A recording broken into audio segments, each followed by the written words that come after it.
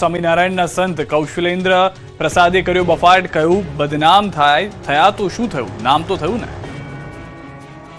અમદાવાદના કાલુપુર સ્વામિનારાયણ મંદિરના આચાર્ય ફરી એકવાર વિવાદાસ્પદ નિવેદનને પગલે વિવાદમાં સપડાયા છે. સ્વામિનારાયણના કાલુપુર સ્થિત સંપ્રદાયને માર્ગદર્શન અને સાચા પથ પર ચાલવા માટેનો ઉપદેશ આપનાર અને તેનું આચરણ કરનારા આચાર્યએ જ બફાટ કર્યો છે. થોડા દિવસ પહેલા અનુયાયીઓને ફરિયાદી નહીં તહમતદાર બનીને આવવા માટેની ખુલ્લેઆમ સલાહ આપનાર આચાર્ય લાજવાને બદલે ગાજ્યા.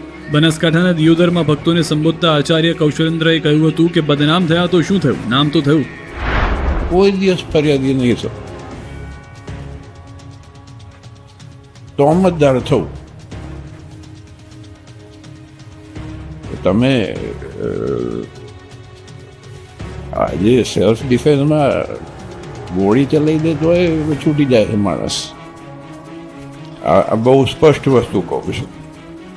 અને તકેદારી એની નથી રાખવાની, જેમ મેં પહેલાં કીધું ને એમ ટાર્ગેટ નથી. આપણે ટાર્ગેટ એને બનાવવાના છે. અને ફરિયાદ મારા પાસે આવી જોઈએ કે તમે ટીચીને આવ્યા છો અને ટીચજો, હું છૂટ આપું છું.